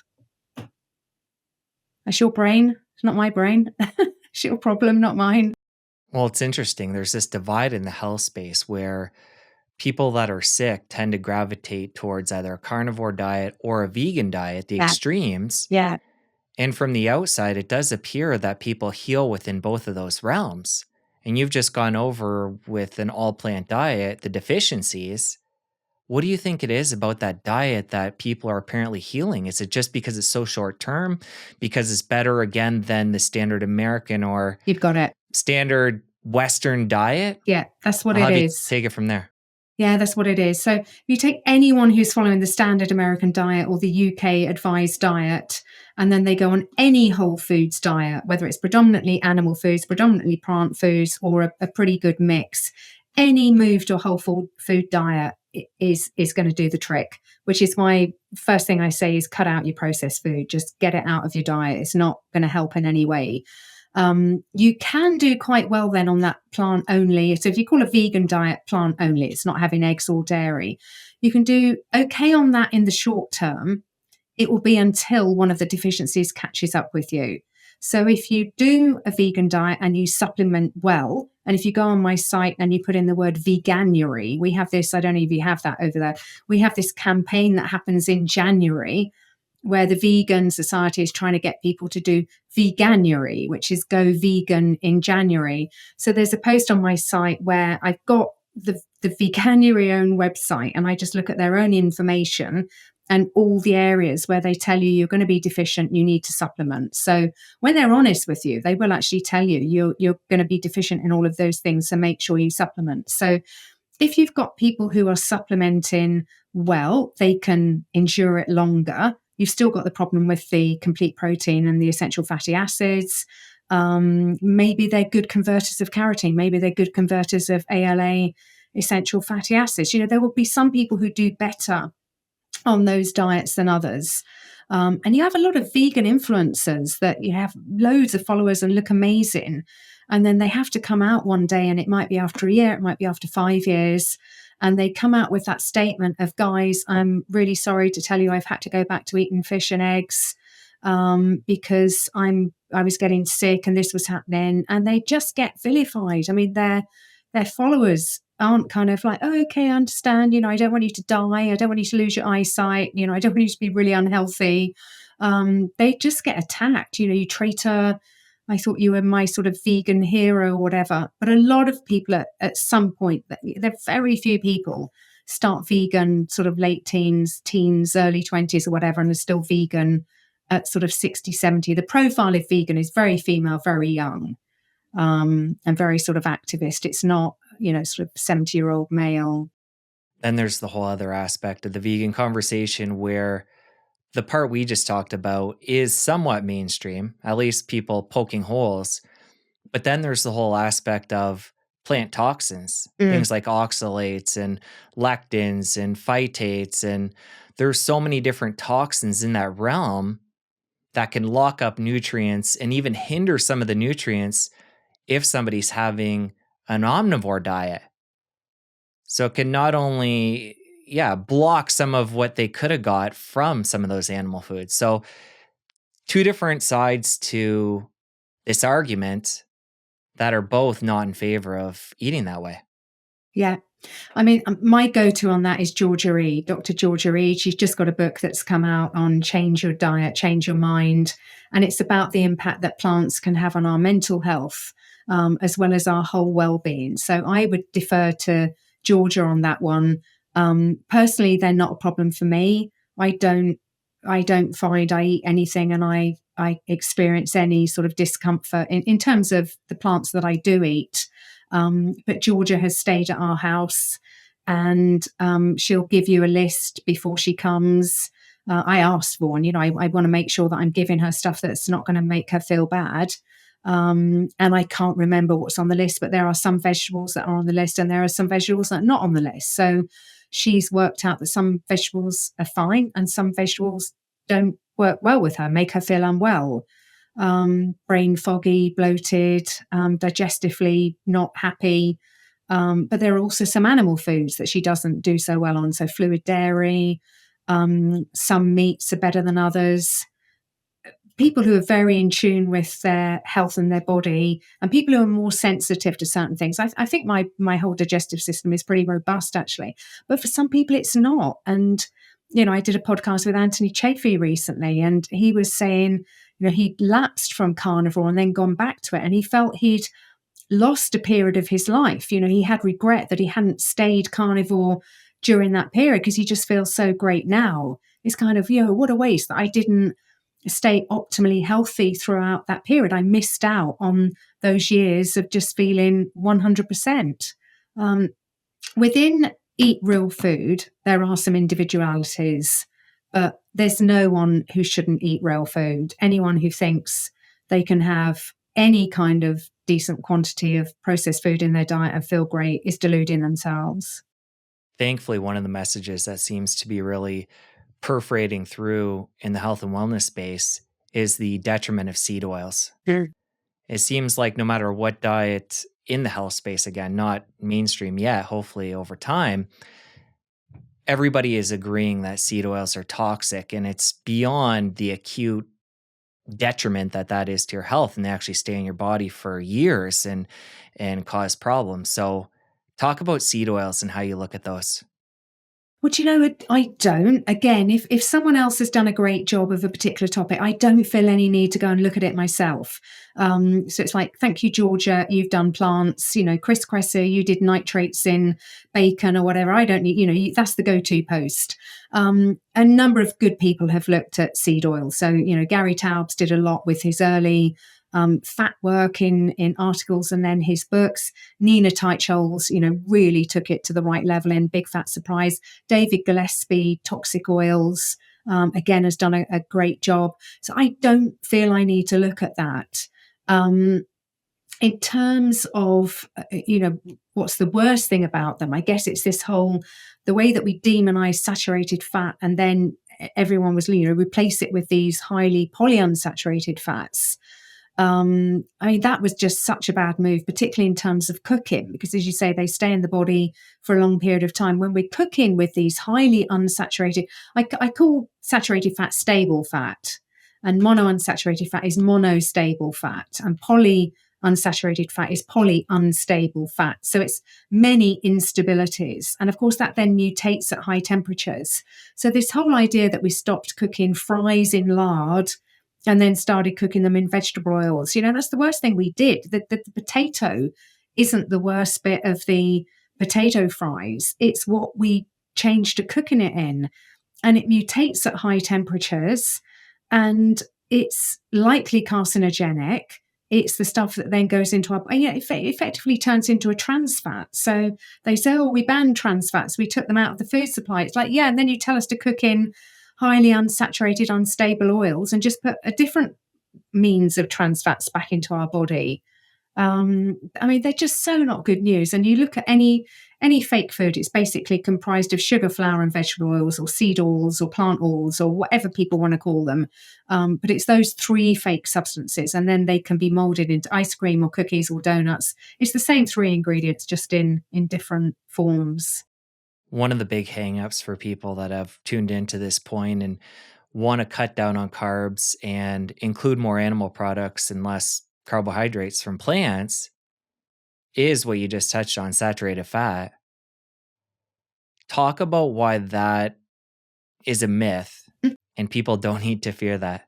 First of all, some facts about fat. So if you go back to when I was talking about macronutrients at the beginning, so the only 100% carbohydrate on the planet is sucrose. And then at the other end, the 100% fats are your oils. So whether it's coconut oil or olive oil or sunflower oil, your oils are 100% fat. So even butter isn't 100% fat. It's got some protein and it's got some water in. So you've then got that sort of middle group that's got protein in it. But in that middle group, having said you've got carb proteins and you've got fat proteins, nature puts a trace of fat in virtually everything. So even the carb proteins have got a trace of fat, not enough to make those foods craveable or moorish or to upset the sort of the whole, insulin, not eating carbs and fats at the same time, but just a trace. And then you sort of think, well, why would nature put a trace of fat in every single food on the planet other than sucrose if somehow it were trying to kill us? And the second interesting factoid about fat is that every single food that contains fat contains all three fats: saturated, monounsaturated, and polyunsaturated. So you have dietitians say things like, meat is full of saturated fat. It's like, no, it's not. Take a typical steak from the United States Department of Agriculture database, put 100 grams of steak in front of you raw, so it's not affected by cooking. 71% of it is water. 21% of it is protein. You've got about 1% of ash and minerals, 7% is fat. Of those 7 percentage points that are fat, 2 are saturated fat. So the main fat in meat is not saturated fat. The main fat in meat is usually monounsaturated fat. I can't find one meat where you've got more saturated fat than mono and poly added together. And usually the single highest fat is the monounsaturated fat. So the third interesting fact about fat is the only food group that's got more saturated fat than unsaturated fat is dairy products. So milk, even if it's low fat, is going to have more saturated than unsaturated fat. Not because saturated is bad and the other is good, but just to state a nutritional fact. So when you realize that even strawberries have got a trace of fat in them, which means they've got a trace of saturated fat in them. If you honest to God think that nature put saturated fat in every single food on this planet because somehow it's trying to kill us, then you've lost the plot. You know, there's nothing in real food that is trying to kill us. There just isn't. I mean, it's just literally insane. So my PhD, this is then in my home turf, because my PhD was looking back to say, I was fascinated by obesity.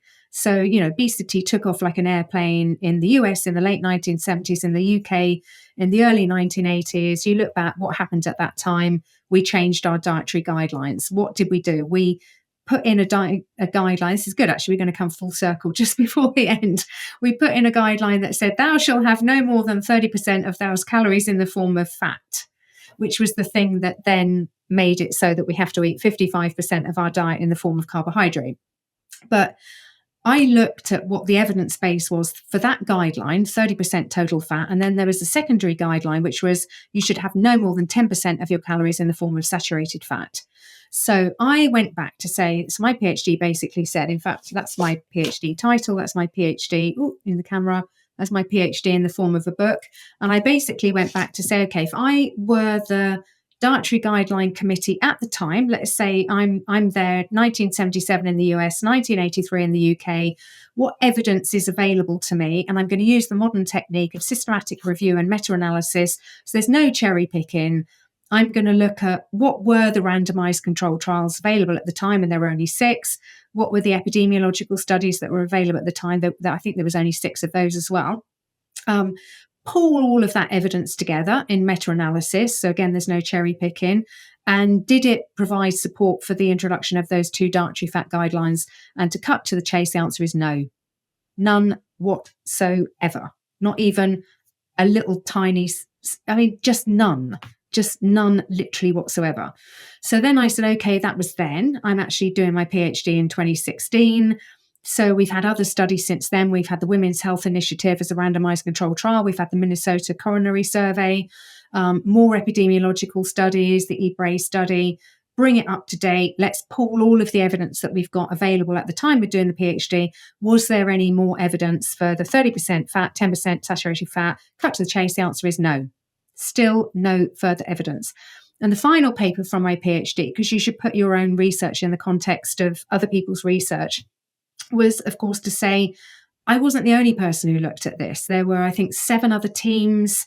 When you publish a paper, you've got a number of findings. So let's say my first paper would have a finding for all-cause mortality, for total fat, all-cause mortality, saturated fat, heart disease, deaths, total fat, heart disease, death, saturated fat. So that would be 4 findings. So across these 7 teams, there were 40 different findings, and 37 of them found nothing. Now, one of them found, the Chowdhury 2014 study found that trans fats was a problem. None of us would disagree with that. We would all say trans fats are pretty evil. And then the only actual finding was there was a study from Hooper, which was the one that the government wanted to rely on. And then they just repeated the same study. So the same team, it was basically the same finding. So you're down to 1 finding in 40. And if I can, I can remember it. They said, we found an association with CVD events and saturated fat, but we found nothing for all-cause mortality, nothing for CVD mortality, nothing for CHD mortality, nothing for strokes, nothing for myocardial infarctions, nothing. Oh, but we had this 1 finding, so we're going to trumpet that from the rooftops. So the totality of the evidence is basically naff all. But people don't know that.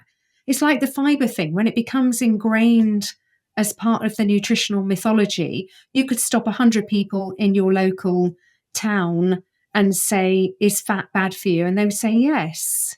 And then you'd say, what's the evidence behind that? They wouldn't know. If you say to them, what is saturated fat? They wouldn't know. If they say, what is saturated fat found in? They wouldn't know. Do strawberries contain saturated fat? They will probably say no. is meat full of saturated fat? They would probably say yes. Yeah, they have absolutely not a flipping clue. And that's where we are with nutrition. What do you think it's going to take to change it? I think of it as a pyramid, not the food pyramid, but as a pyramid. And the best way to change it, the one that would have the biggest impact on the most people, would be for dietary guidelines to change, which is what Nina Teicholz has been trying to achieve over a number of years. Much as I love Nina and much as I would love her to succeed, I don't think it's going to happen. I don't think it's ever going to happen, because they would have to admit how wrong they got it. And I think they would open themselves up for lawsuits. It's kind of like, what do you mean I shouldn't be having 55% of my diet in the form of carbohydrate? Are you now telling me that's what made me obese and type 2 diabetic and probably clogged up my arteries and gave me sort of carcinogenic propensity? It would be too dangerous. They'd have too many lawsuits. So that's not going to happen.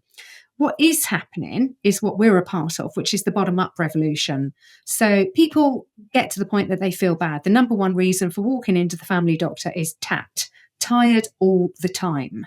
And people walk in and say, Doc, I just feel tired all the time. And a lot of people go through their whole life and waste their whole life feeling tired all the time. And then a number of people will go online and just say, this isn't right. And then they'll come across your podcast or they'll come across a book, and they'll say, wow, these people seem to have a lot of energy and they're looking good and they're looking slim and they've got nice looking skin and they look pretty healthy. I fancy me some of that. What are they doing?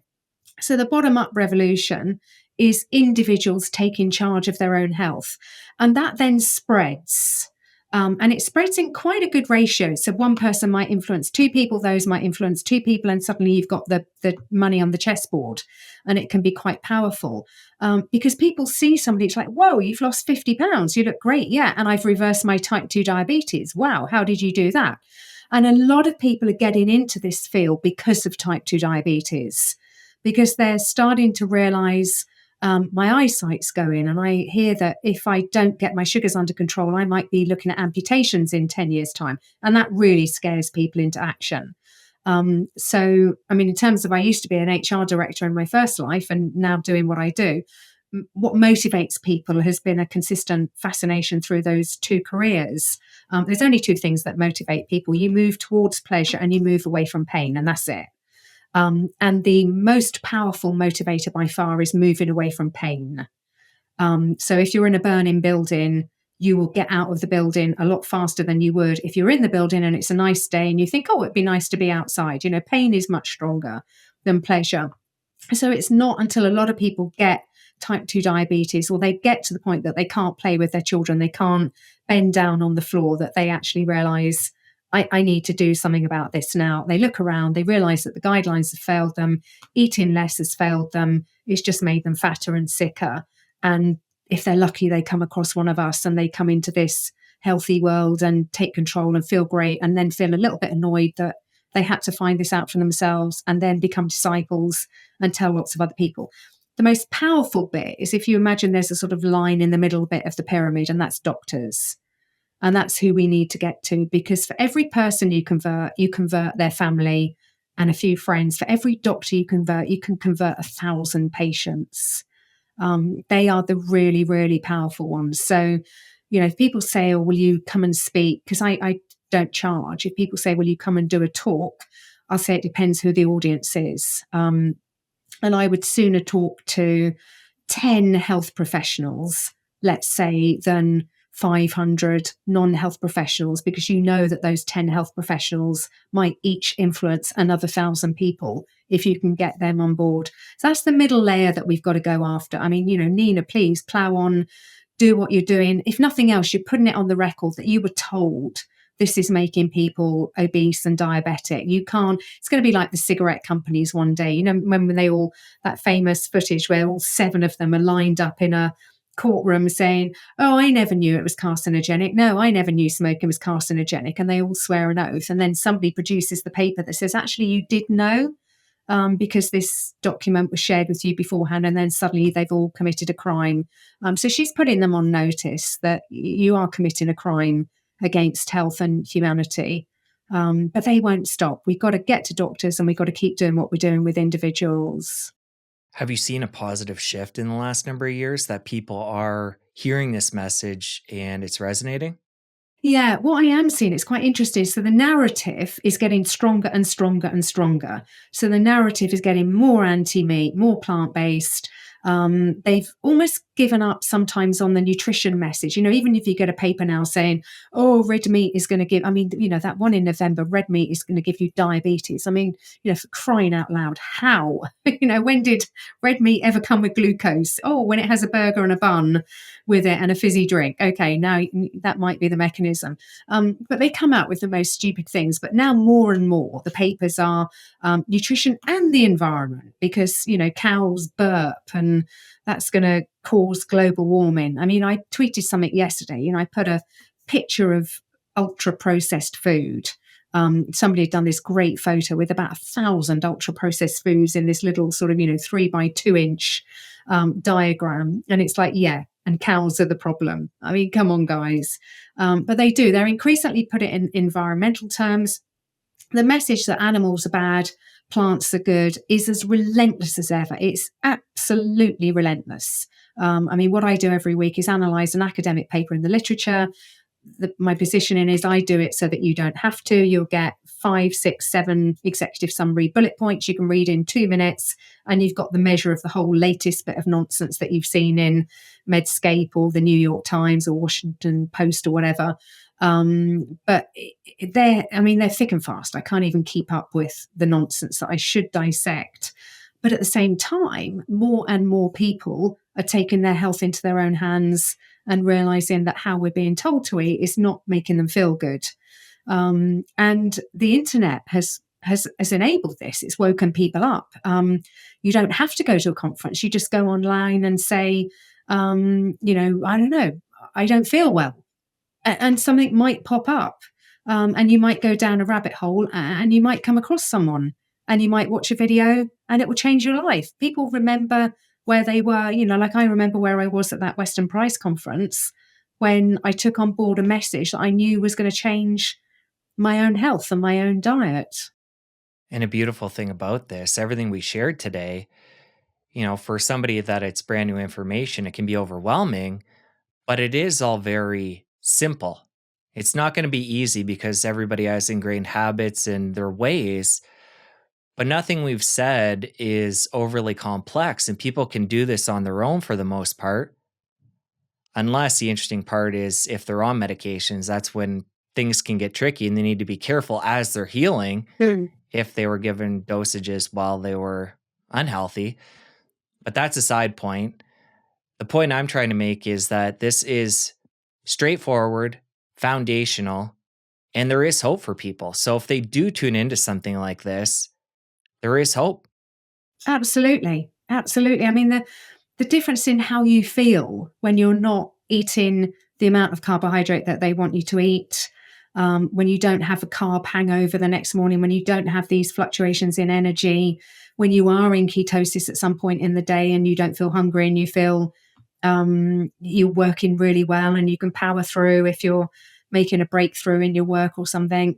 That should be available to everyone. The idea that it isn't, it's just criminal. It really is. They're harming people. And of course, big food, people sometimes joke and say, is big food working with big pharma? Well, it might as well be, because the food makes you sick and then the drugs are supposed to mop up making you sick. How many people are on omeprazole or whatever? Antacids, the stomach is the most acidic environment on the planet. Why would you want to make it less acidic? If you've got stomach problems, it's not acidic enough. So maybe think about having apple cider vinegar, but whatever you do, don't start chucking acids into it. And then, statins, let's stop the body doing what it's designed to do. It's designed to produce cholesterol. It doesn't rely on you having to eat cholesterol. It's so important, it produces it for you. So we, in our infinite wisdom, say, well, let's block that pathway. It's called the mevalonate pathway. Let's block it. Let's block it right up at the top, at the HMG reductase enzyme level. And, okay, CoQ10 is further downstream. That's the body's energy spark plug. Oh, never mind. See how that goes. We play God. We think we've hijacked the brain's neurotransmitter pathway or something. Again, on my site, if you put in antidepressants in the search box. There's an incredible article, September 22, published in The Lancet, where a team had said, we assume that antidepressants are working by the serotonin reuptake inhibition, but are they? And they asked 6 or 7, I think it was, brilliant research questions. And they said, okay, let's test each one. The answer to that one is no. The answer to that one is no. The answer to that one is no. It was an incredible piece of research, completely blowing away the whole rationale for antidepressants. And I would wager you probably never heard of it. And nor have most people who take antidepressants, because it's not in the interest of the drug company that stuff ever becomes known. I'm surprised it was even published, quite frankly, because usually that kind of research doesn't get funded or published. So much of it is just so backwards, which takes me back to, you brought up the meat and diabetes study that's relatively new.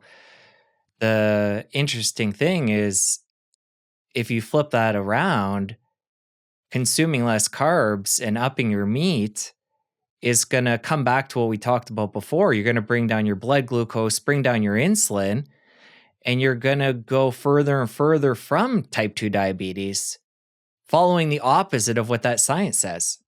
Exactly. I mean, it's gone from just being wrong to being upside down wrong. You know, eat plants, no, eat animal foods. It's just upside down wrong. But again, there is hope in all of this, and the message is relatively straightforward and simple. Yeah, so we'll leave it at that for people. The fact that, we don't want to leave on doom and gloom, because there is a lot of hope here, and a lot of, since we are sort of at rock bottom, there's only really going up from here. And people are tuning into what they need to do and taking the power back in their own hands. You mentioned the internet. It's just such a powerful tool for people to realize these alternative narratives. So there is hope.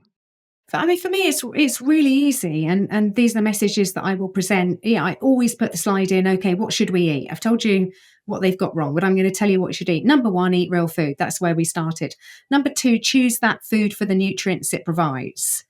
So when you know about essential fats, complete protein, vitamins and minerals, they are found in meat, fish, eggs and dairy.